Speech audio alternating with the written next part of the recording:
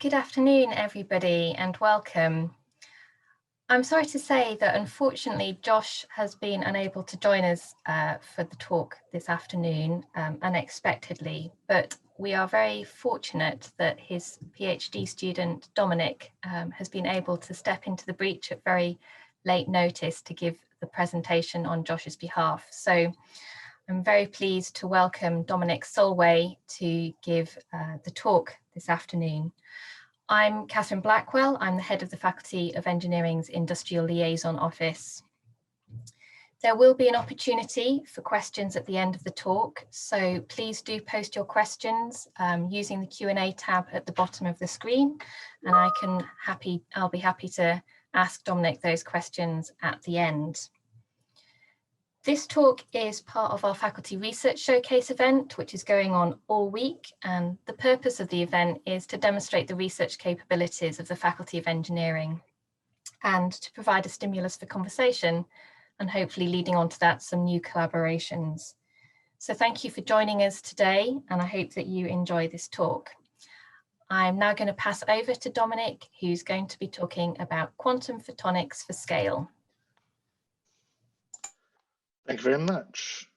Great. Thank you for having me here today to talk to you about quantum photonics for scale.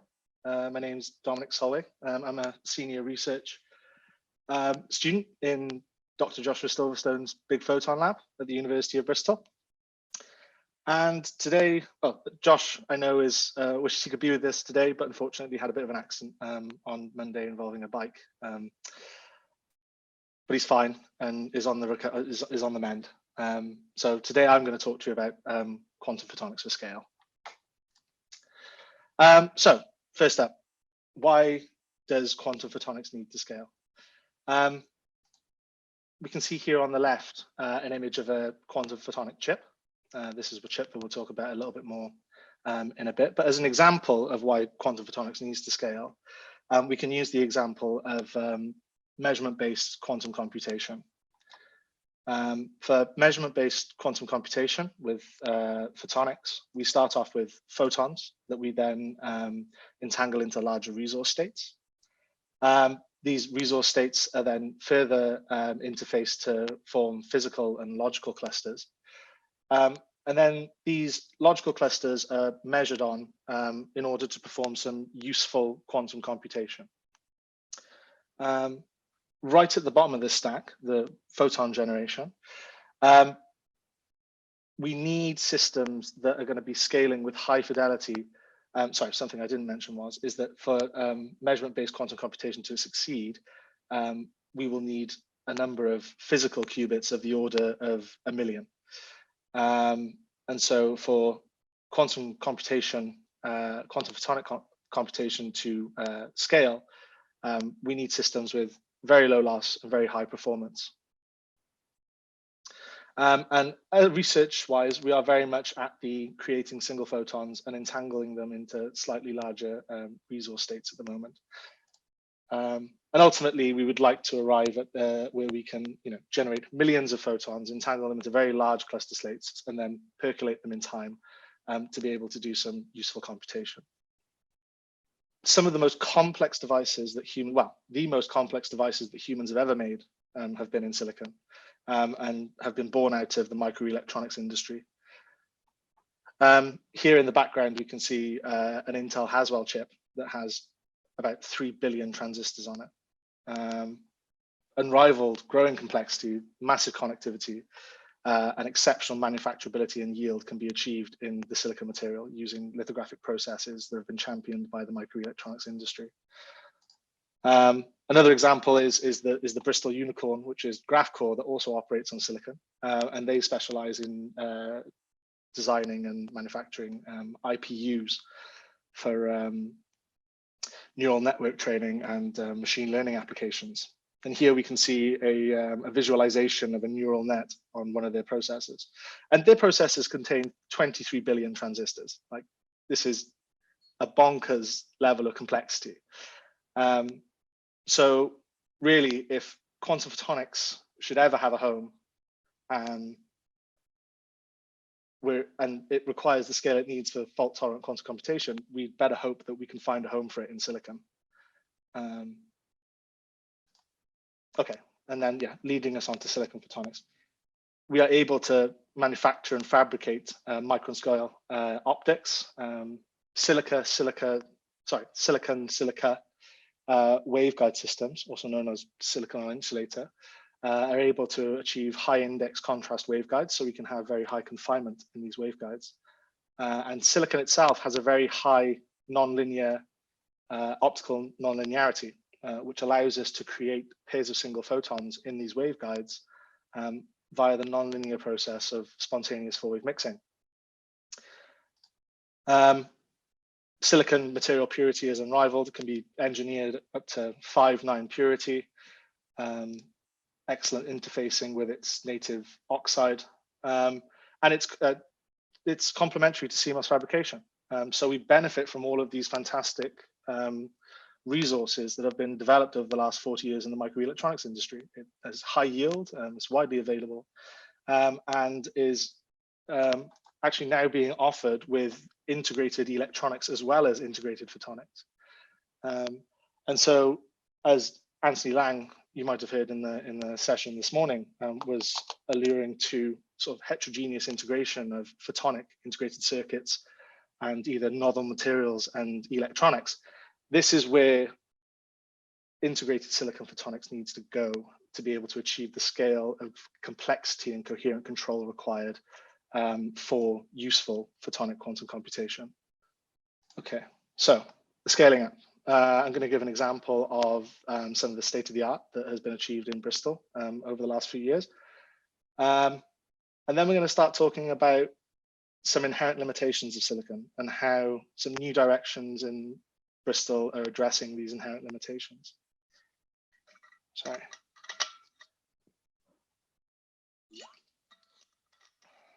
So, qubits and graph states. You remember from the slide that I showed previously that we start off with single photons and then we entangle these into larger and larger resource states. This is a fantastic example of telecommunications wavelength, silicon insulator, thermo-optically controlled photon generation in spirals on the left, and then coherent control and manipulation into arbitrary 4-photon graph states. We can see here on the right, this is a nice macro image of the chip, and we have some electronic interfacing with a PCB. We've got, we're coupling in via a V-groove array into the top of the chip. And in summary, this was a 4 photons in 4 qubits device, 4 photon pair sources. It only looks like 2 on the left because there's 2 nested in one. There were 23 thermal phase shifters, 16 fiber chip IOs, 59 optical elements. But importantly, this was like commercially fabricated. You could go to a readily available commercial foundry and say, I would like this level of device complexity on a platform that you are very good at dealing with.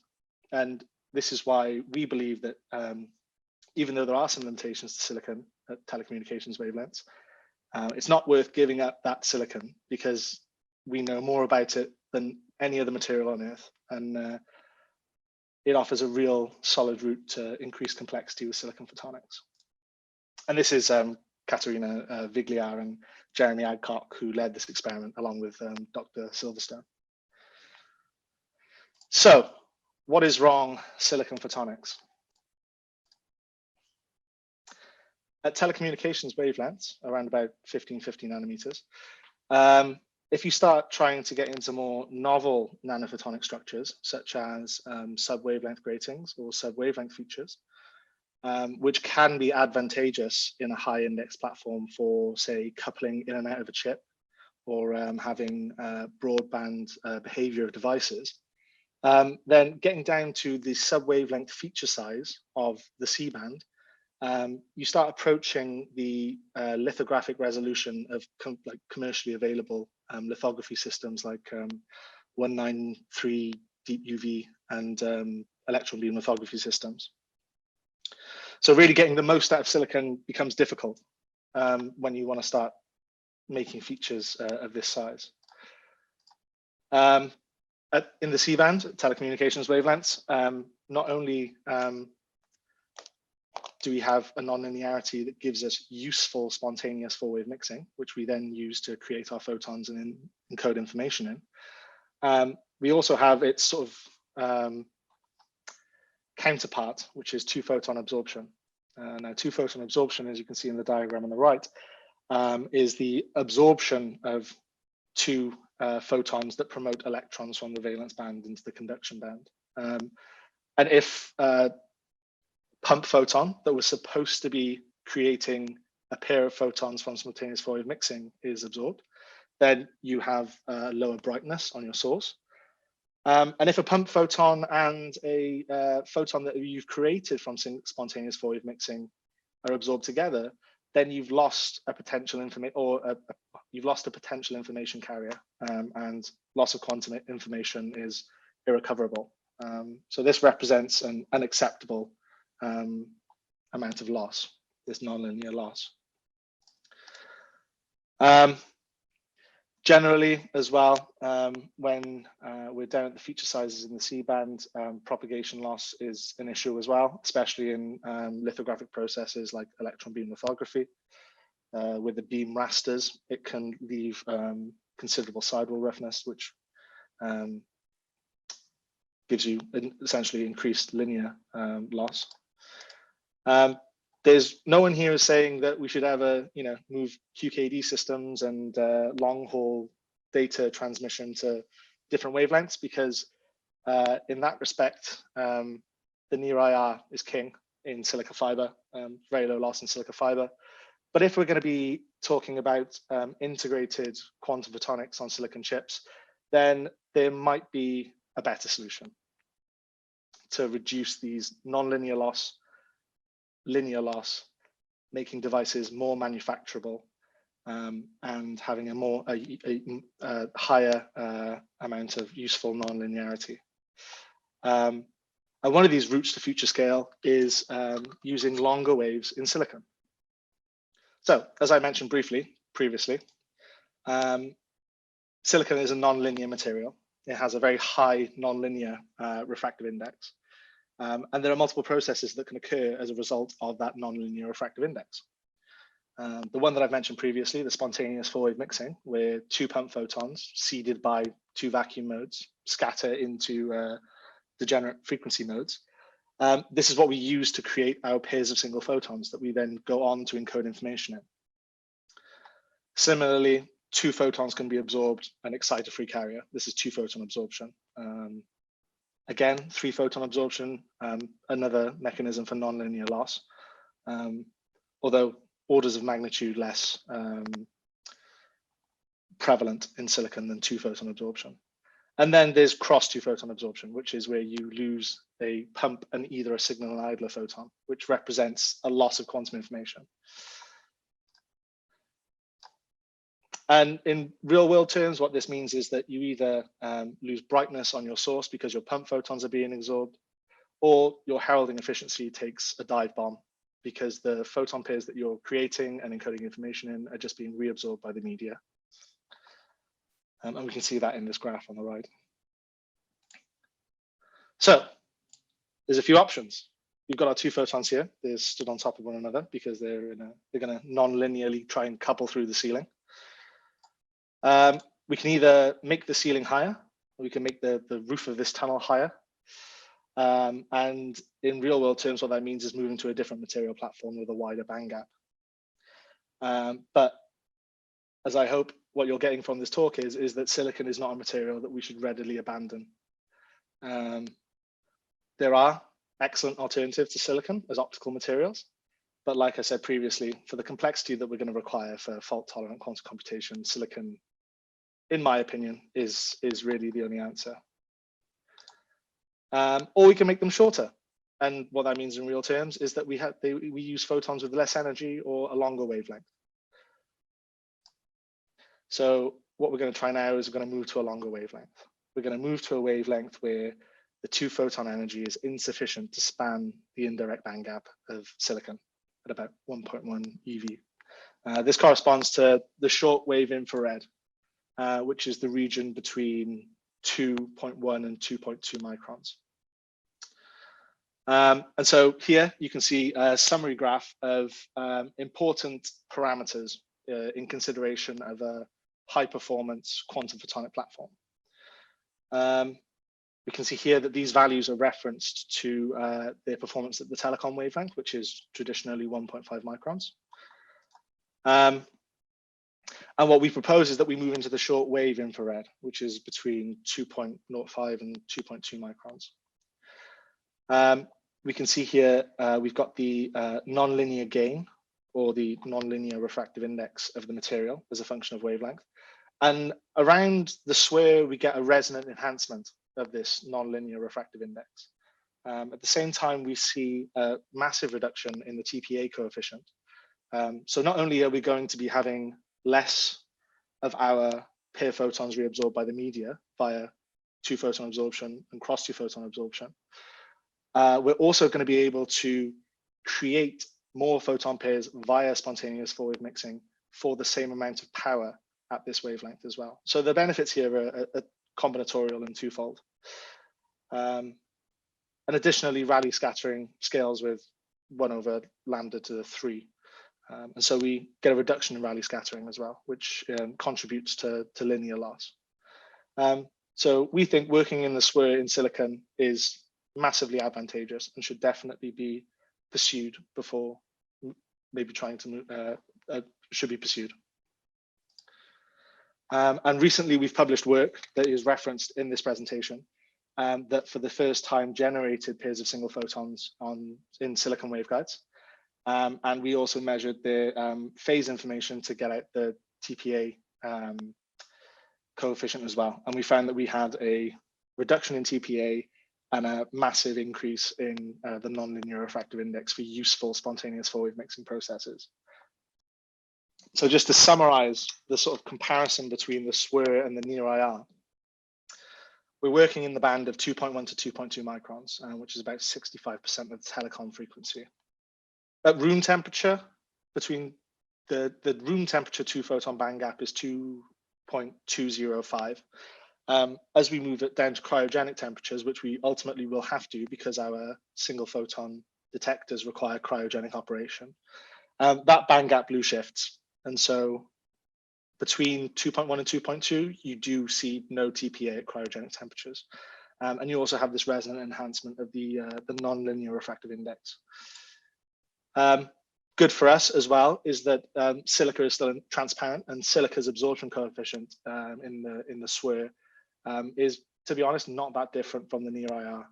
So we're not getting absorption from the cladding in our silicon insulator waveguides, and our fibers aren't massively more attenuating our light as we shoot them around our optical table.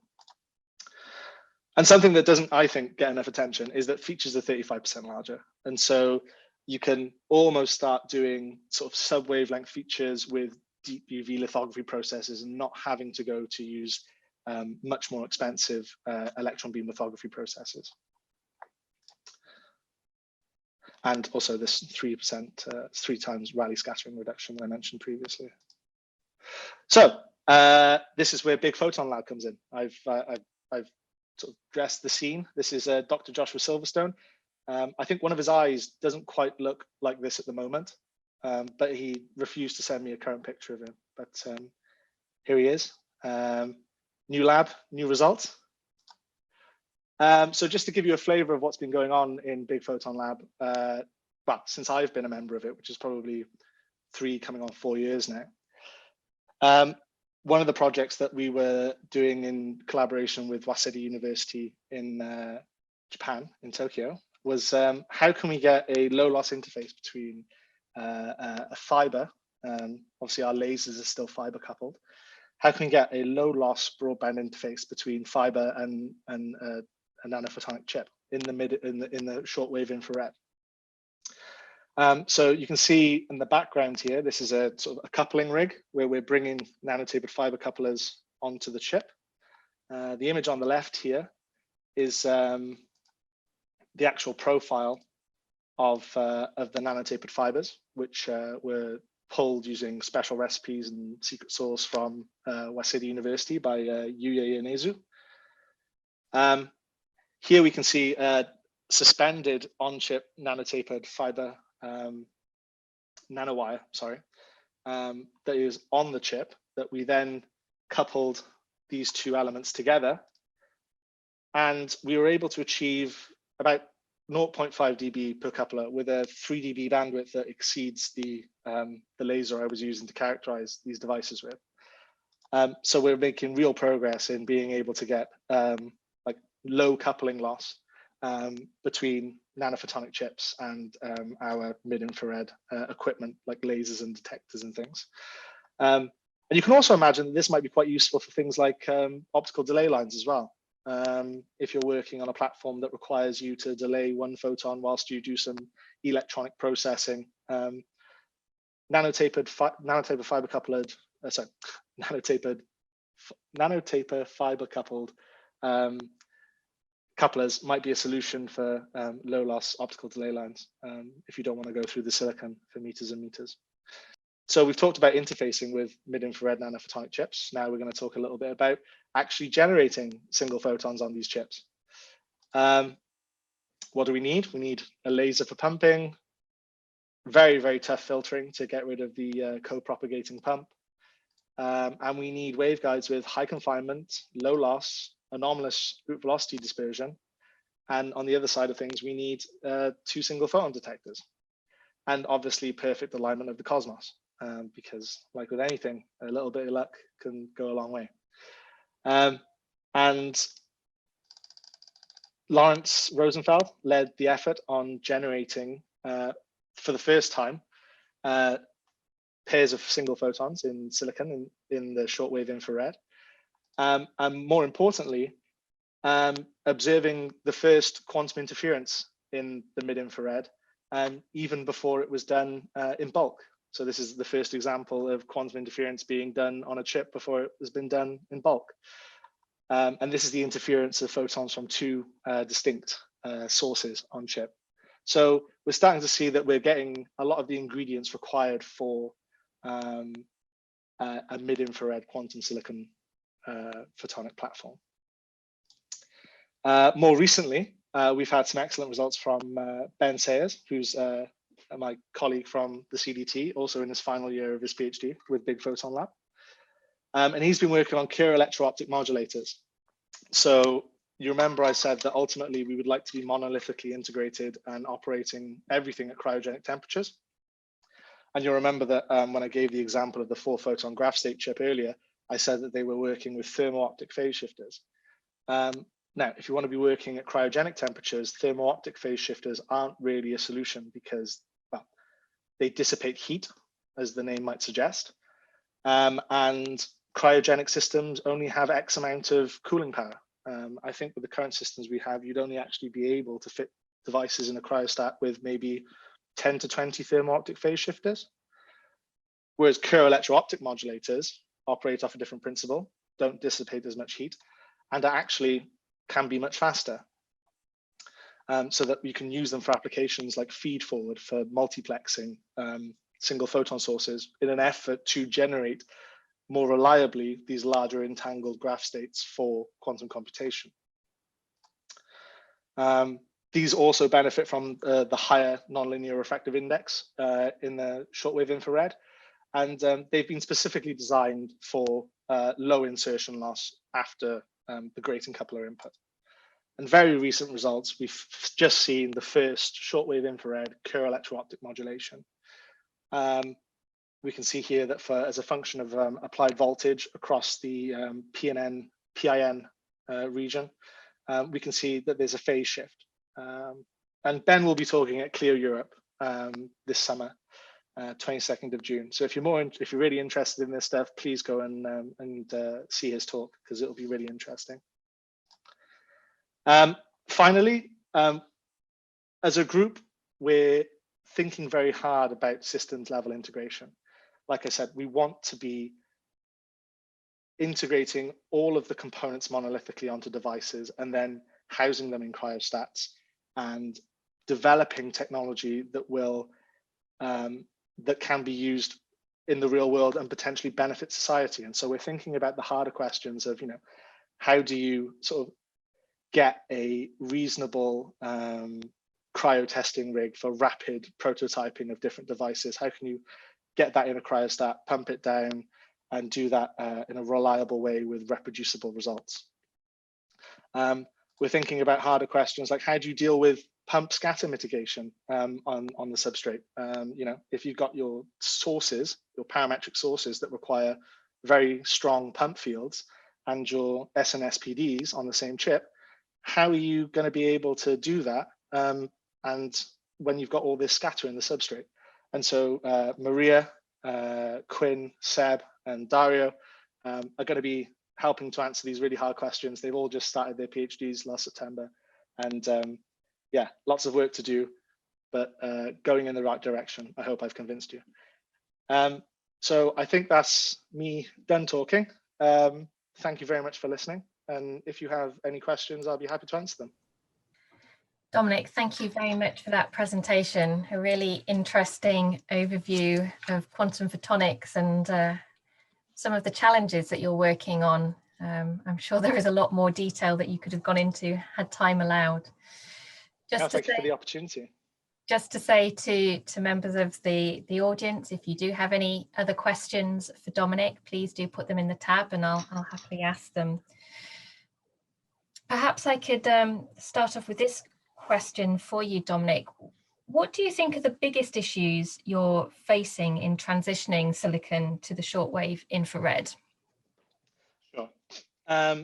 So in one of my slides, after I talked a little bit about the limitations of silicon photonics as a quantum computation platform in the near IR, at the very bottom, I did highlight there are some very good things about trying to do quantum silicon photonics in the near IR, and that is one of them is infrastructure, something that the C-band benefits from massively. And one of the reasons why quantum photonics was done in the C-band to begin with is because by leaning on the expertise and systems developed for the telecommunications industry, they've got very good lasers, very good like off-chip filters, very good DWDMs with low insertion loss. And in sort of developing, ultimately, like I said, we won't need any of these components because we want to be all monolithically integrated and operating inside a cryostat.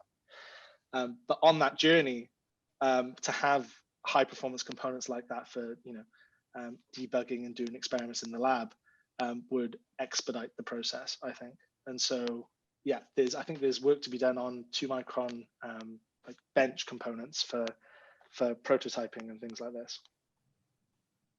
Thank you. You've obviously spent the talk making the case for silicon. What do you think are the most promising alternative material platforms for integrated quantum photonics? Yeah, good question. So yeah, obviously I'm a little bit biased. Some platforms that people are looking into at the moment to eliminate this problem with 2-photon absorption. Silicon nitride is a very promising platform. It has its own issues in that it has quite a low refractive index and therefore quite a low nonlinear refractive index. So the rate of pair events from spontaneous four-wave mixing is lower. Its thermo-optic coefficient is lower as well. But people are starting to adopt this platform and do some really interesting things with it. Another platform I can think of that has this really interesting to me is gallium arsenide. We have a research effort led by Krishna Balram, Anga Khurana, and Pizu Jiang in Bristol at the moment, developing gallium arsenide as a quantum photonics platform. And that's really interesting because gallium arsenide has a Chi2, and so you might be able to do Pockels like modulation on chip. Yeah, I think that's my answer. Thank you. We have a question that relates to your final slide. It says, can you explain what was the issue in the cryo prototyping? Oh, no issue at the moment. We're just, I wanted to showcase that we're thinking about these problems and developing in-house solutions for being able to reasonably test devices at cryogenic temperatures. Lots of people say that you know, none of us are under none of us think that we'll be able to do quantum silicon photonics without a cryostat unless you're working in a completely different regime like continuous variables. Yeah, this is all discrete variable quantum computation that I'm talking about today. But it's more just to say that we're going to be normalizing testing these devices at cryo, because eventually that's where these devices will have to live and perform, I think is what I was trying to get at with that slide. Thank you. A little bit of crystal ball gazing perhaps now, but where do you think the research in the Big Photon Lab will be in 5 years' time? Where do you hope that things have got to? Oh, wow. Well, I hope by then I would have got my PhD. I think in 5 years' time, yeah, there's lots of plans for scaling up integration and sort of monolithic heterogeneous integration of different things to improve the technologies that we're working on.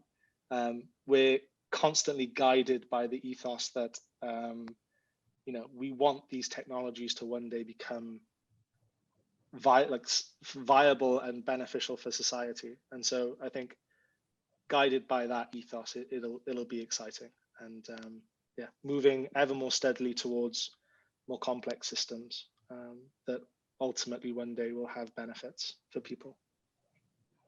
Thank you. So you talk about real world applications, which suggests that you know, that there is a hope that these circuits will become commercially available and be able to be used a lot more broadly. What do you think, or what is the typical cost for a photonic integrated circuit from commercial manufacturers? Oh, wow. So it depends a lot on the technology that you have, that the commercial foundry is willing to provide to you. Normally, for those who aren't aware, sort of photonic integrated circuits come in two sort of levels in terms of technology. One is, they call it passives with heaters, which is just passive silicon photonic waveguides with thermo-optic heaters.